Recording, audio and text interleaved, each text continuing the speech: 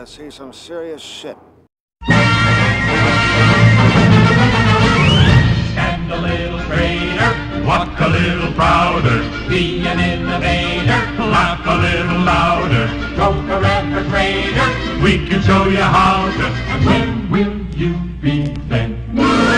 You belong, you belong, you belong, you belong to the Merry Marvel Marching Society. March along, march along, march along to the song of the Merry Marvel Marching Society. If you growl, if you groan, with the dour, sour outlook, if you howl, if you moan, you can lose your sauerkraut for keeping trim and in step with the vim and outstep of the Merry Marvel Marching Society. Be an early riser, Strive to be ambitious, speak a little wiser, try to be judicious, be a good advisor, never ever vicious. And where will you be then? Base runs! Lift your head! You're on the winning team! You belong, you belong, you belong, you belong to the Merry Marvel Marching Society. March along, march along, march along to the song of the Merry Marvel Marching Society. If you growl, if you groan, and your score is nearly zero, do not howl, do not moan, you can be a superhero marching right along through the fighting song of the Merry Marvel Marching Society.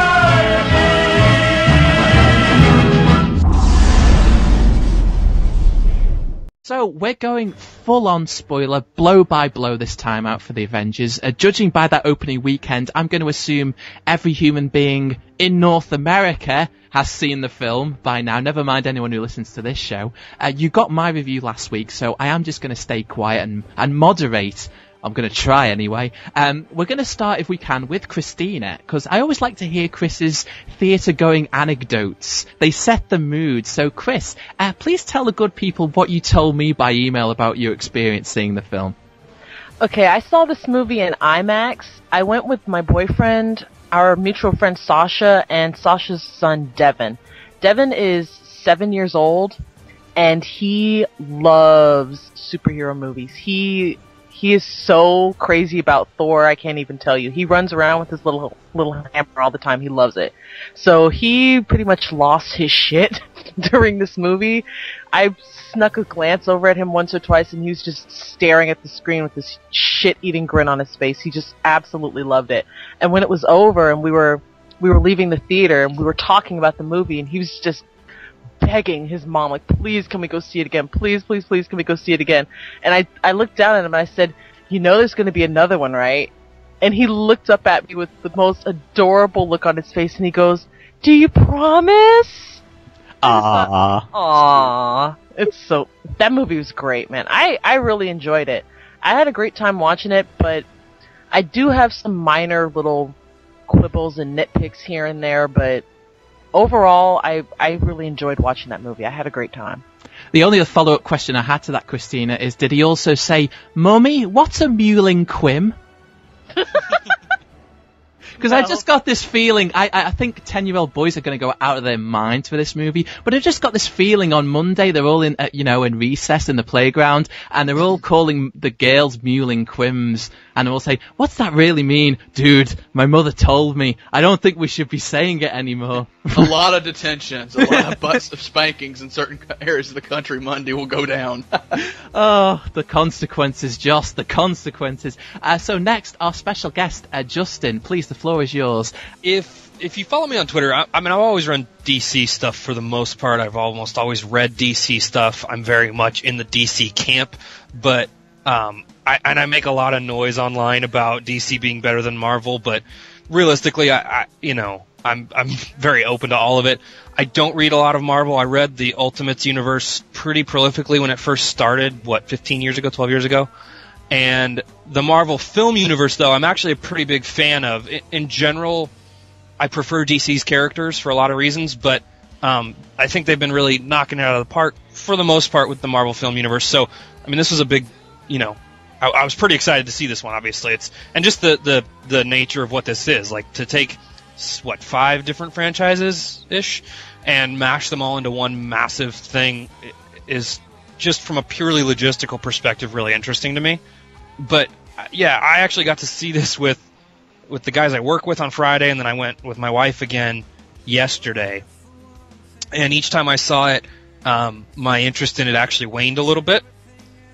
There's a lot I like about the film. There's a lot I don't like about the film. And I'll just go ahead. The best comparison I've been able to come up with is that it's the Avengers is essentially superhero porn. It is a paper-thin story that exists only to bring each of the main characters into one-on-one action with each other, with the occasional threesome, until eventually everything ends in a giant orgy at the end, and that's about all it is. So, Sean, of course, you've got a little bit of history with us and the Avengers. I think the first question for you, Sean, is, how did this happen? How did it make as much as it did, and did it deliver for you? Well, to answer the first part, it's just great timing. Everything came together. Perfect storm. It's kind of... I like to compare it to Spider-Man 10 years ago. It's just that movie came out of nowhere. It was a kind of comic book movie that nobody had really seen before. It was well timed. It was just what audiences were looking for. And I think that's exactly what happened this weekend. With the added benefit of, like Justin was saying, they've been building up to it for the last half decade. So as far as other people go, it was the right time, the right place, and it was something a little different. And I think and then 3D, of course, just the appeal was there for everybody, from kids to teenagers to 20-somethings to even adults. My in-laws are going to see this movie. They didn't even go see Avatar. That's just that it blows my mind, the people I've talked to that want to go see this movie or have already seen it. My own opinion on it is really simple. It was just a lot of fun. I think once I see it again, which I'm hoping to do probably tonight, I'm sure I'll probably find things that I would have done differently myself. The inner critic's going to come out when you see a movie for a second time. It's just a lot of fun to watch. It makes me feel like a 10-year-old kid watching it. I'm happy for you, Sean. I'm really happy. I'm glad you say that you're going to see it again, because that segues very nicely into Jamie's opinion, which is quite different from yours. And here it is. No, I mean, it's very. I don't see how anybody can sit through this movie more than once, though. It's so much it's overwhelming, and I don't mean that in a good way. I mean, we talk about the influence of other movies, and this is what Michael Bay and the Transformers movies have wrought. Those were 3 movies that were basically 2.5 hours in length, non-stop action and jokes. What is this movie? 2.5 hours, non-stop action and jokes, except with superheroes. See what I'm getting at? I will say, this is the ultimate comic book movie, and I don't mean that by quality. It just feels like I felt like I was watching a comic book brought to life in the same way as Dick Tracy was, except in this fashion, we've all read comic books here, sometimes characters will make passing comments, and there's a moment in the movie where Tony is talking to Cap, and he references how his dad, my dad used to talk about, you all the time, and, what an honor it was to fight alongside you. And, reading a comic book, if he had said that, the side, that on the top left of the screen, of the panel would have said, see Captain America the First Avenger. Right. And I really felt like it was gonna, that's what it felt like watching it. A lot of stuff like that, just passing reference to the movies that had come before them. I thought the character dynamics were absolutely dead on. Actually, you could tell they completely nailed the characters, because there's a moment when Captain America is about to jump out of the plane, going after Iron Man and Thor, and Black Widow says something, and I'm paraphrasing the line, but he goes, "There's only one God, ma'am, and I don't think he dresses like that." And I was like, all right, that's Captain America. That is that is such a thing he would say. A guy from the early 40s, grew up in New York. I guess his character's a Irish Catholic, devout Christian guy. Yeah, that's something exactly he would say. But Justin's going to say something, so I'm going to stop. Go ahead, sir. No, I just wanted to say, you said it's like a comic book, and that was one of my big things about this movie, is it felt like, okay, I'm watching 2 pages of Thor and Hulk duking it out. Boom, boom, boom. Okay, turn the page. Okay, now we get 2 pages of people talking. Boom, turn the page. Now we get 2 pages of Iron Man and Captain America duking it out. Turn the page. It was these little, 2-page snippets over and over throughout the whole movie without any kind of overall Meaning. substance to it.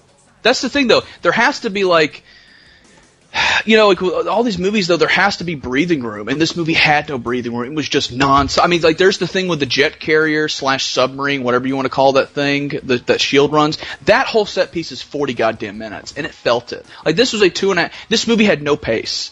I mean, my ass was numb. I was just exhausted by the movie, and I totally get why people love this movie, and there's nothing wrong with that, because it's an experience that we've never seen before, and that's awesome. Like, that's a part of the thing about seeing something for the first time is experiencing it with other people. But that by no means it's a good movie. A great movie, excuse me. It's a good movie, but goddamn, this movie is overrated. I'm telling you right now, I made the comment on Twitter today. I'm waiting for, like, the fanboys to, like, rewrite history in 3 years and say how they hated this movie. In the same way that 10 years ago, everybody was blubbering over Spider-Man. 6 years ago, everybody was blubbering over Pirates 2. And just 3 years ago, people were blubbering about Avatar. And guess what? Now fandom hates those movies. Well, I see where you're coming from in terms of the action sequences maybe being a little bit overwhelming. I liked them as individual set pieces. I thought that the helicarrier sequence looked great. I appreciated there was no shaky camera, that I could actually see what was going on. I thought that the way that they set up and the way that they actually executed that final fight scene was masterful. I was so impressed that not only could I actually see everything that was happening, but that everything in terms of the geography of the layout of this fight, where everyone is at each time, I could understand everything that was going on in that fight. But as impressive as the action is in this film, I felt, and I don't know how you guys felt about this, but to me, I was enjoying the film more when it was just these characters interacting. It was just these people talking. I wish that the film had more of that. I wish that the story was a bit more... I wish that there was more to the story here. And you can't use the excuse of, oh, well, we used the previous films to set up who these people were, so that's why you think the story's lightweight, because, oh, all of their backstories in all their other movies. No, that's not an excuse. I'm not saying that the movie had to be heavy and dark and serious. Not every superhero movie has to be like Dark Knight. But I want some substance with my style, and I didn't really get a lot of that here. Well, I was going to say something earlier, but I'll just tack right on to the end of that. I don't think that substance has to mean dark. Like, yes, the Batman movies, the stuff Nolan's doing, they have meat on the bones, and they are dark because of Batman, but I don't think that the two have to be inseparable. I think you can have a story that is as bright and in the daytime and all this as what we got in Avengers, but I think you can have more to it. I think you can say more about heroism. I think you can say more about a lot of the things that were going on in that film without having to be like all dark and moody about it. And it just happens to work that the Nolan stuff does, but it's the perfect example when you go to the Batman movies. Those Batman movies leave you with something to talk about for days or weeks after the fact. What did they mean by this? What was this about something? Was there more going on here than we were looking at? And that isn't happening with Avengers. Like, I walked out and I was like, okay, walked away. It's literally completely out of my life the instant I leave the theater. Anyway, I know Sean wanted to say something. No, I was pretty much tacking on to kind of what Chris was saying too. The interactions between the characters were, if not my favorite, definitely one of my favorites. And I've heard a lot of people kind of talking about how they liked the Tony Stark and, Steve Rogers contrast, which we all expected because that's central to the Avengers. But I don't think the interaction between Tony and Bruce gets enough credit, because it was the best of the movie. Anytime they were on screen together, I was just captivated. And I mean, it helps you have two incredible actors, portraying them, but I would have liked to see more of that, if that's really even a complaint. But, and to touch on, I think somebody mentioned Michael Bay, the entire time I was watching this movie, and I'll preface this with, I'm a Michael Bay fan. I'm not ashamed of it. I like his movies for what they are, outside of one or two here and there. I like the Transformers movies, but this was the movie that he's been trying to make his entire life. Hopefully the sequel, and I've heard Whedon mention that he wants the sequel to be smaller scale and do more story. I don't know if that's true or not. It's just a rumor, but I would love to see that happen, and I think he'd be smart to do that because you can't just do the same thing over and over. You've got to give it more substance. I don't think Whedon has any kind of say to like suggest. Like Whedon can say all he wants, but he's like. I hope he does, though. I mean, he deserves it. I think the trilogy story arc was written before he started this film. Contrary to what he says to HitFix, and that's not knocking HitFix, he didn't write the whole goddamn movie. That annoys me. That kind of shit like that. I will say. I know Justin really hated hearing that. I agree actually with you, Sean. It's like I wanted, like at the end of the movie when Tony and Bruce drove off, I was like, I really hope he shows up in Iron Man 3. I would really like to see that. Actually. Yes, I was. Sean, you talked about them, and to me, the most interesting character arc in the entire film was the Bruce-Tony relationship, how they just got on right away, how it carries all the way through to the end with the Hulk saving Iron Man, like, and in a caring way. It's not just like, oh, I happen to be the guy here. He's intentionally saving Tony. Like, that their arc was a full one. Like, they had a growing friendship throughout the entire film and respect for one another, and Tony didn't look at Bruce as the monster, or he did, but it didn't bother him. He was cool with it. And to me, that whole relationship between those guys made this film. Like, I would watch it again because of that relationship. And I'm with Jamie. I hope that Banner shows up somewhere in the top 10 floors of the Stark Tower when Iron Man 3 comes around. Well, let's keep the focus on the characters for a moment, because first of all, Sure. I wanted to turn over to Christina, because she's already emailed me about the characters that she didn't like in the film. And if you could, Chris, I'd like you to start with Nick Fury. Yeah, here's my thing about Nick Fury. I have no clue who the hell this person is. I have absolutely no idea who he is as a character. I know what his function is. I know that he's the leader of S.H.I.E.L.D., but who are you as a person? Why should I care about you? Why are you here? I mean, the only reason that people like this guy is because it's Sam Jackson playing him. Other than that, who are you? I have no clue who this person is. I don't like him. I don't like him. I don't like Maria Hill in this movie. I have no clue why she's even in this film aside from fan service. I feel like all of her scenes really should have gone to Coulson. Well, that's why she's in the film, though, because he killed Coulson, and they need someone to replace Coulson for the future movies. So Joss did what he always does. He casted a waif little girl who's kind of awkward-looking and who has TV charisma, not movie charisma. I get the reason why that she was in the film. I understand that. But when you have a film that's packed with all of these personalities and all these colorful people, yeah, you need kind of a straight man in there to sort of ground things, but she had one mode in this film. It's the first day of my period and who farted. That's the look on her face through the entire film. And oh my god. I just wish that a lot of her stuff would have gone to Coulson so that when he dies, it actually has more of an impact because we saw him a little bit more. Well, Coulson and then was you the can bring everyman, her in right? later. Coulson was you, he was me, he was everybody in the theater who was looking at these heroes going, wow, these guys are amazing. He's a geek. And he was like that through every film, which is why it does suck that he died and was replaced with a character that has nothing going on. Like nothing. And she's going to now, you can see they're setting that up, right? She's going to be the one who's doing the little cameos and everything now and replacing the Coulson figure. But I think, and it's not because she's a girl, I don't care, but I think that he did it way better than she's going to be able to.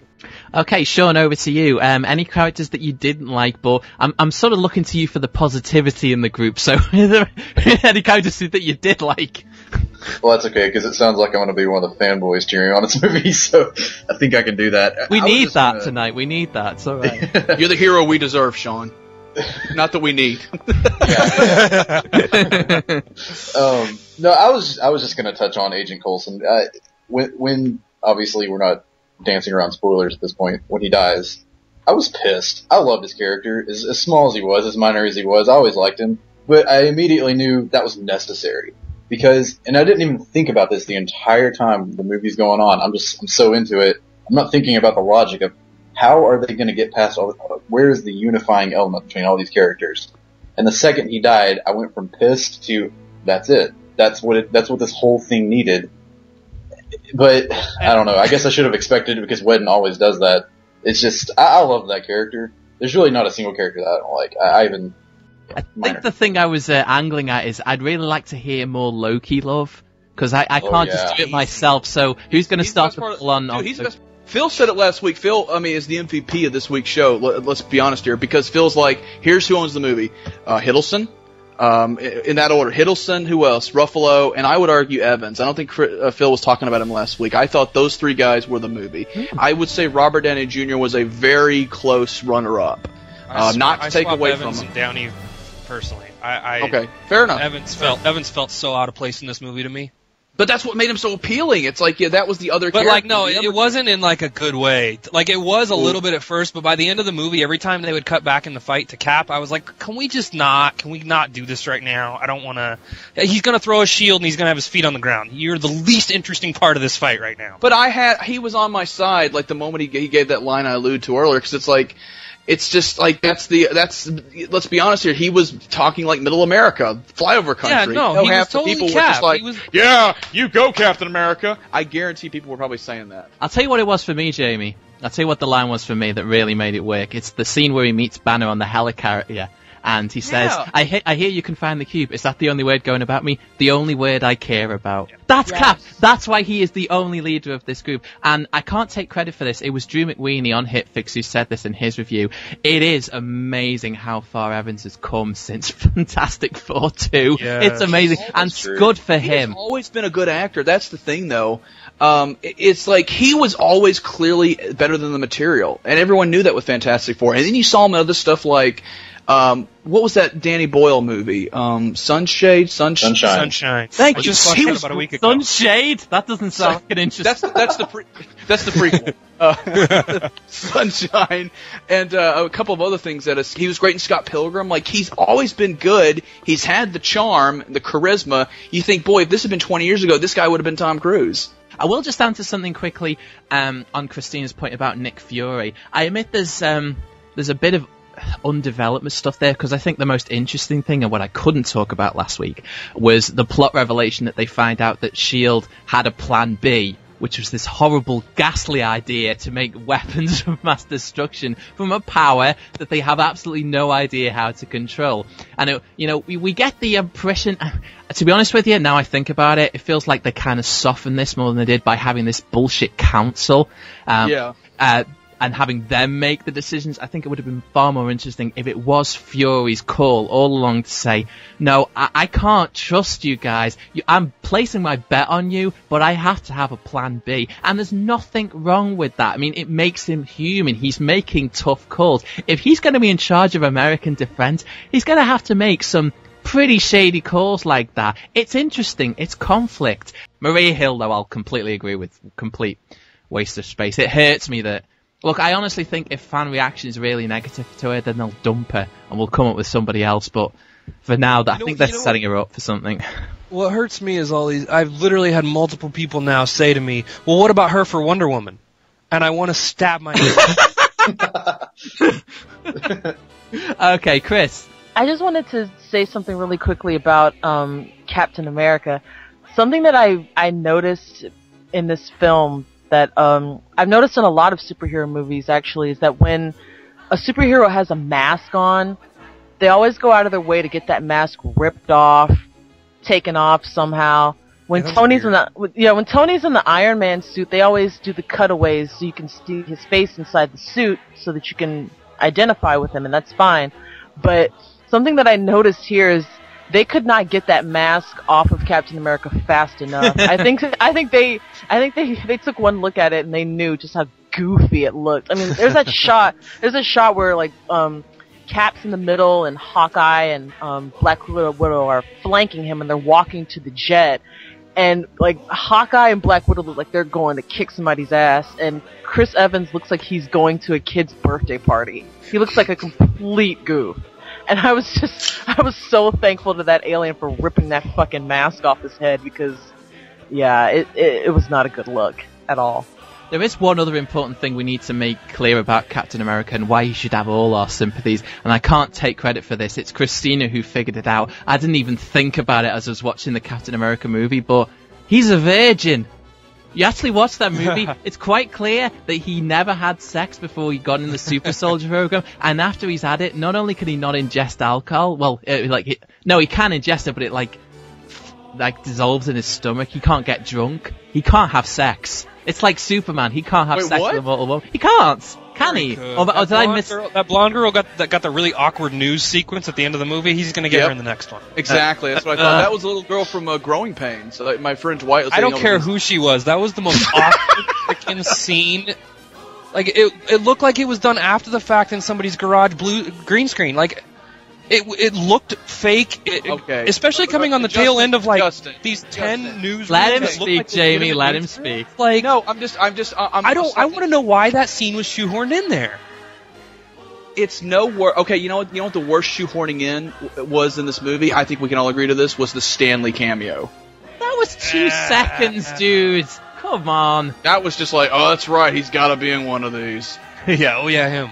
I'm so numb to it at this point. I just expect Exactly. Hello, Spider friends. I created it all. Yeah, we had a writer-director who likes to whore and take all the credit for everything, and then we have a comic creator who likes to whore and take all the credit for everything. No, come on, Jamie, I've got to stop He you right deserves there. the credit for everything, number one. Whoa. Number two, I didn't who? feel... Who? Stan Lee. Who deserves credit for everything? Stan Lee. Stan! If he wants to pop up as a cameo and say, fuck the Avengers, he can do it as much as he sees fit. It's fine by me. Yeah, I think Jack Kirby, Steve Ditko, who else would like to disagree? Kirby's name was in the credits on Avengers. Oh, good. Finally. Shit, I didn't see it in the other movies. It was not prominently placed, but I saw it the second time. Yeah, it was like, yeah, also created by. It was literally like, it was one of those ones at the end, like characters created by blah, blah, blah. And you also, you seem to be on the standpoint of assuming that Stan just shows up and stalks them and makes sure he includes them. No, they include him. It's not his call. It's part of the tradition. I got nothing against that. I just thought he's a grandstander. He's like Donald Trump, but he just shows up. He's polite. He also had his reality TV show. That's correct. He's just like Donald Trump. The only thing that bothers me a little bit is that I just because it is all these movies take place in one universe. Like, who is he really? Is he Hugh Hefner? Is he what's his name? Oh yeah, I forgot about that. Oh my god, showing up in all of them. He's see, that's the Law and Order thing. They just have like a different actor show up and play different parts, and you never have like Jerry Orbach go like, "Hey, didn't I arrest you 2 years ago?" And they're like, "No," and they just don't reference it. Chris, I want to know where he came from. He was a security guard in Hulk, and then all of a sudden he's Hefner a few movies later. Somebody won the lottery or something. And I'm pretty sure he died of gamma poisoning in Incredible Hulk, but never mind. Chris! Talking about Stan showing up in all the other movies just sort of made me remember. I did like the little callbacks that were sort of scattered throughout this film to the other movies. I liked having Pepper show up. I thought that was a nice touch. We're going to fight right now. No, no, you're not. Wait, just let me finish. I liked having Pepper show up. I really, really, really liked that they had that little picture of Natalie Portman on the computer screen, because I thought that would make sense for Thor when he shows up. Of course he's going to ask, where's my girl at? Because this guy is going to go after her. I thought that was a nice touch. So now let's fight about Pepper. Okay. Hang on, let me stretch a little bit first. Okay. I love Pepper Potts. Don't get me wrong. I don't hate Pepper Potts. I think that for all the credit Joss Whedon gets about writing all these strong women, he took the most technologically and economically strong woman in the entire Marvel film universe and he reduced her to a pair of hot pants. And that's ridiculous to me. The entire contribution that Pepper Potts made to the Avengers was having a great pair of legs. That's what she was worth to Joss Whedon. I didn't have the problem with Pepper that so many other people have had. I've seen this online too. People were saying, "Wow, Pepper got really sexed up in this movie." But this is her. She's in her downtime. She's in a relationship with a guy, and she's at home chilling. I mean, she's not going to be like stone-faced, hardcore badass 24/7. I mean, nobody's like that 24/7. But you're writing a character into a screenplay, like. Don't write her there if she has nothing to contribute. You could have cut her out of the movie, and the movie would not have changed a single bit. Justin, it's about giving a character something to lose. He has something to lose at the end when he's about to kill himself and blow up with a nuke attached to him like Slim Pickens. He's got something to lose. It's very simple way of telling a story, but it is a way of telling a story, and it's a way of progressing the character from the arrogant ass that he was in Iron Man 2. I think if you want to sell that, though, you got to spend a lot more time the rest of the movie with him trying to skirt out of his responsibilities and get back to Pepper, which he didn't do. He didn't spend any time trying to skirt his responsibilities, and then they try to sell that he's actually making the sacrifice at the end, which isn't a huge change for him within the confines of this story. I think, though, if you do that, you will get people complaining that this was Iron Man 3. Which it was Iron Man 3. Oh, what? Okay, I'm the ref, so I can't beat you down, so I'll let someone else do that. I kind of see your point. I don't know. I think you can only cut out so much. There's a rumor that apparently there's 30 to 40 minutes of deleted scenes that are going to be on the DVD cut, obviously, but not as a director's version. And I would bet there's probably a little more with Pepper in there, maybe, hopefully. I hope. I don't know. It's a tough call. You either don't include her and Tony loses that connection, like Phil said, he's fighting for something.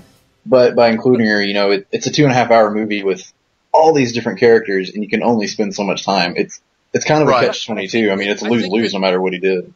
Correct. I agree. Pepper's role from the Iron Man films could have been brought over into something here, and I think that Pepper could have very much, especially since they built all this stuff about the team not trusting Fury and not even really trusting S.H.I.E.L.D. for obvious reasons, I think Pepper could have served a role as an independent version of that, as, if you will, if you'll allow me to bring something from the DC Universe, she could have been the Oracle to these guys. She could have been back at Stark Towers feeding these guys intel that S.H.I.E.L.D. wasn't giving them, and helping them in a role that was much more significant and much more befitting her station in the Marvel Universe than, hey, get her in the shortest shorts we can find.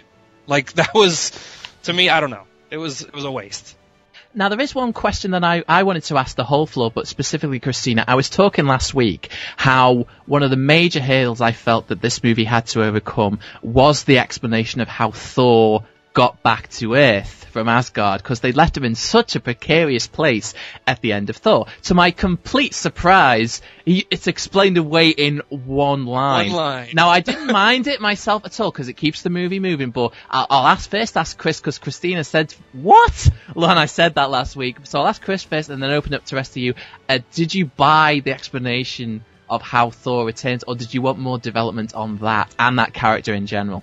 I didn't need more explanation. They just said, well, they expended a lot of dark energy or something like that, and he just showed up. She just shows up. I did think that it was hilarious the way that he landed on the plane, because it immediately reminded me of that little gremlin thing from the Twilight Zone movie that's clinging on to the plane while John Lithgow's losing his shit. That was the first thing I thought of, and I just died laughing. My only issue with it, I was fine with it in Avengers itself, but I think that it really takes the edge off the end of the Thor movie itself. Because it's like, they make this big stink at the end of Thor about, well, he can't go back to Earth now, and the woman he loves is down there, and he's pretty much SOL, and he has to watch her from afar forever now. And then they're like, oh, no, he's good. We got enough energy to fix this. Like, I don't know, it takes the edge off the end of Thor to me. Like, it's not a big deal. That he's not really giving anything up at the end of Thor. It loses poignancy, I'll give you that. I actually think the bigger problem here in terms of bad writing, and one lazy line that somehow explains it all, is how, like, for some reason, how Hulk is suddenly one of the good guys. Like, not that he was one of the bad guys ever, but that was, I mean, like, it's a great line when Ruffalo looks, and the delivery was perfect. The way he goes, well, here's my secret, Tony. I'm always angry. That was a great line, and it was perfectly delivered. But it still doesn't make any sense, because it's like, wait, hold on. You were angry earlier, and you tried to kill Black Widow, who's your friend. But suddenly Hulk can just, like, turn big and, like, destroy all the... He's totally on the Avengers side now. Like, it needed that moment where, like, either... It's sort of alluded to, like, my question on last week's show to Phil. It's like a moment where one of them kind of, like, smacks the Hulk and goes, no, I'm your friend. And then the Hulk calms down and realizes, Hulk, understand, you Hulk's friend. So the next time he appears at the end of the movie, then it makes sense. Oh, okay, because he hit him. That's why he's good now. Cap needed to do it. Yeah, or somebody needed to do it. No, Cap's the leader. Cap's the one who gives him the order to smash later. Cap needed a moment with Bruce as the Hulk to get him to stop doing it, so that later Cap can give Hulk orders. See, Chris brought up a good point. She goes, I think it was Loki's spear thing that's influencing it. Yeah, but that's you filling in for Whedon's lazy writing. You shouldn't, and Whedon apparently likes to explain things to people. So, I mean, that's just the way I see it. Sean, what you had thoughts? Yeah. Yeah, well, you actually pretty much just said what I was thinking too. You're filling in the blanks. And that, unfortunately, that's just inevitable with this kind of movie, but it's a fair point, because you have to... The only thing I kind of take away from it is, and it's very subtle, it's the controlling their anger versus having someone else bring it out in him. Like, he can only control it when he controls it. But they didn't explain that well enough, like you said. So you're kind of filling in the blanks all the time. That's really all I was... Can we all just agree Can we all just agree like Ed Norton is the biggest idiot in the world? I think we can all agree to that. No matter what we all thought of the movie, glad. he was absolutely great. I'm not taking that away from him. But it's like I thought when Hulk came out, the Incredible Hulk reboot came out 3 years ago, I thought Norton's casting was on the level of perfection that Downey's was. It was like, wow, that's the character brought to life completely. And I mean, I don't feel that way as much with Ruffalo, although he was great. Maybe it's because Ruffalo had more. I don't know. Maybe it's because Ruffalo is more of an ensemble actor. He's been in more ensemble pieces than Norton has, so he knows how to play off people. Where Norton is arrogant, let's put it like that, and he likes it to be about him, and he likes to write the script and control everything, and like that's fine. But there was no way it was going to happen with Avengers. But needless to say, no one's complaining that he's not in this movie. There have been 2 Hulk movies so far, and in this film, it only took one 10-second shot for me to be convinced that Ruffalo was Bruce Banner. And it's during that scene in the lab where Bruce and Tony and Cap are talking about whether or not S.H.I.E.L.D. is fucking around with them behind their backs, and Tony looks to Bruce and he's like, it's bothering him too, isn't it? And he's like, I just want to finish my work. And then Cap puts him on the spot, and he's like, Doctor? And then they have this close-up shot where you see Bruce looking back and forth between the two of them, and he lets out this weary sigh, and he just takes his glasses off, and my heart just went out to him. I thought, there he is. Let's just talk about then Darkseid. Purple People Eater. Oh, Thanos. Whatever his name is. That guy. I don't know anything about him. I had a toy of him, and I beat him up in a video game once. That's literally all I know about the character. Jamie does appear to know. So what the hell is the Infinity Gauntlet? What's the deal? What does this mean for the sequel? It's basically these like powerful gems. Isn't that right, Justin? They're kind of like... Is that right? Yeah, they were actually in... If you look in Thor, the movie, when they go into the hall or whatever, it's in Thor, Infinity Gauntlet. That's right. He's basically the sadistic alien being who is bent on killing everything and ruling everything. Well, he's killing everything. His name Thanos comes from Thanatos, the god of death, and that's his whole thing. Just wants to kill everybody. But the thing is that there was a comic series called The Infinity Gauntlet about that, where he finally gets a hold of these items and basically kills everybody. The whole story is Thanos kills the Marvel Universe and the galaxy. Flies in the face of... You mentioned what Whedon said earlier, wanting to go smaller and closer and more about the individual characters in the next one, and I'm trying to piece that together. Like, how do you go smaller and go Infinity Gauntlet and Thanos at the same time? Like, I'm curious to see how that plays out. I think my perspective on this might be a little interesting, because I consider myself a geek. Like, I read comics when I was young, but I literally know nothing about the Thanos storyline. So, but I was aware of him. I know generally that he has something to do and it's something important. But when I saw that scene during the credits, first thing I thought was, okay, very smart that they didn't even reference this during the movie itself, because it would have confused everybody.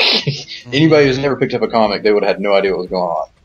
Second, I think you kind of bring up an interesting point about when Whedon says he wants to go smaller for the second movie. The idea of Thanos and what I know about him, what you guys are talking about, seems to completely contradict that. But I almost kind of think they're setting it up as a 3-story arc, whereas the second movie does give you that time with the characters to build them up a little more, while establishing Thanos, but maybe not as the primary villain until a theoretical third movie. I have to respectfully disagree.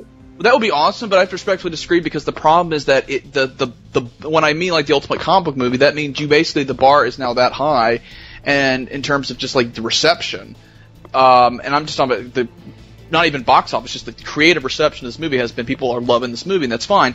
But is you can't now go small. It doesn't work that way. The system does not go, okay, we'll do the small sequel and then we'll do the huger third one. It doesn't work that way. So that's why it makes sense to do Infinity Gauntlet for the second one. But that's sort of the problem I have. I think will probably be an issue with the forthcoming other Marvel movies that they're making, like Iron Man 3 and Thor 2 next year, is, well, you've now had an alien invasion and all these huge set pieces, you know, this stuff is going to look like nothing compared to that. People might love the movie, but they're like, yeah, it was no Avengers, though. Yeah, when I was watching that little after credits bit with Thanos, I didn't know a ton about him, but I know enough from my friends who read comics to know that he is in love with the physical embodiment of death. I think that's basically how it goes. So there's that line where he's looking at the Earth, and one of his little hanger-ons or whatever says, you know, to declare war on Earth would be to court death.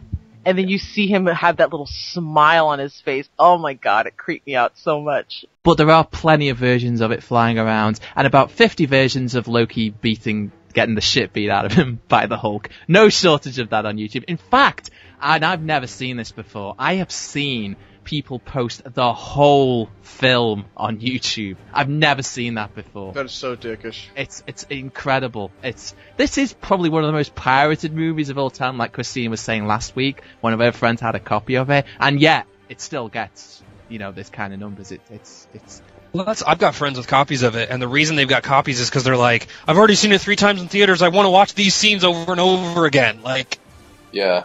No, I've always thought the whole piracy thing was a little overstated. I think it does have an effect sometimes, but the movie industry blows it a little bit out of proportion. Because honestly, now in 10 years that might be a little different. But when you think about the people pirating movies, it's people that are really fluent, know how to use a computer, and that's not going to be adults. That's teenagers who don't have any money, who probably aren't going to be going to the movies more than 2 or 3 times anyway. So I think it's a good point. It's mostly just going to be people who either A, can't access it, or B, don't want to pay $50 to go see it 10 times in the theater.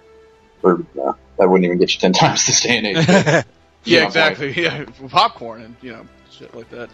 That's kind of the thing, Justin. You said people want to rewatch scenes and scenes all over again. That's why I don't think the movie's going to hold up as well. Because it's just like people are going to, trying to watch it as a whole movie, it's going to be like, wow, that's, it really drags. It's like, oh god, you just want to watch little character scenes. And to me, that's the great assessment of how good or bad a movie is once you get the home video version, the DVD or VHS, if you still use those, Blu-rays, et cetera, is, do you watch the whole movie or do you just want to go to scenes? Like certain movies I watch the whole movie still. I'll still, like, X2 is a great example if we're going to compare comic book movies. Like, I will sit down and watch X2 from beginning to end because it's amazing how tight that movie is and still fucking works 9 years later, and it's weird to say that it's been 9 years, but it has been. One of the only reasons I was excited to see the film a second time were 3 specific shots. I wanted to see Thor uppercutting Hulk, I wanted to see the I'm always angry change, and I wanted to see the Hulk Loki scene. And that was really the only stuff I cared about seeing again. And just because of the visual spectacle of what it was. Outside of that, I don't know that I'll buy the movie on DVD. I won't. I like I said, I won't see this again in theaters, and it's not. Again, I think it's a good movie. I'm not knocking it. I'm not being like it's a piece of shit. Here's the thing. Here's the big difference, though. And I pray to God I don't get cut off at this point, but by my AT&T shitty connection. But no, I'll just hang up on you. Exactly. There you go. But it's like, I don't question why audiences like this movie. I totally get it. It's like when like Pirates 2 broke the record. I was like, I cannot believe this piece of shit movie is popular.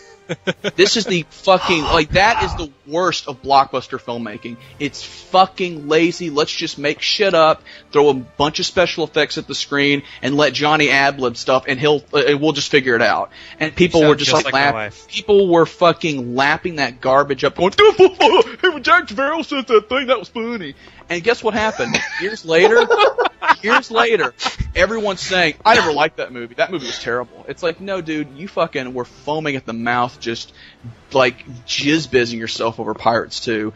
And there's some of that here with Avengers, but, again, there's better dialogue. The actors aren't terrible. They're good.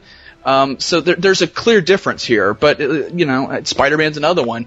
This is absolutely not going to hold up as well. that's fine. Like, but I'm just like, I'm already imagining people are going to try to rewrite history on this. I didn't like Avengers, and it's like, no, you did. You really. Yeah, loved they'll it. be doing that on July 21st. Yeah. I'm amazed that we actually got this far. We're actually on time, actually. Just to wrap this up, and maybe this is a question you want to think about, but for Avengers 2, if there was one thing that they need to improve on, and you're only allowed one, what would it be? For me, just to start ball rolling, I've always said that I will admire a movie, even a bad one, if it actually tries to be about something. I will fully admit the Avengers is not... Me clapping over here, but... I just heard it, thank you. Now, Avengers, I will fully admit, even though I loved the hell out of it, because I loved the characters and I loved them as people, regardless of the baggage of the other movies, I cared about the characters in this movie and I thought it worked. But I'll fully admit, it's not about anything. If we do live in an ideal world, I don't care about the scale of it, but if you can just make a second movie that actually is about something, then, I will give you all the credit in the world. That's a hard thing to do, but that's what I would like. Chris? Captain America's sex scene. Fair enough. Justin? I'm with you, Phil. I mean, give me something that's about something, and if you're going to bring Thanos into it and have this door open to have a discussion about death, I think you need to make a movie about what happens when our heroes die, or what makes our heroes afraid of dying and still going into the fight regardless.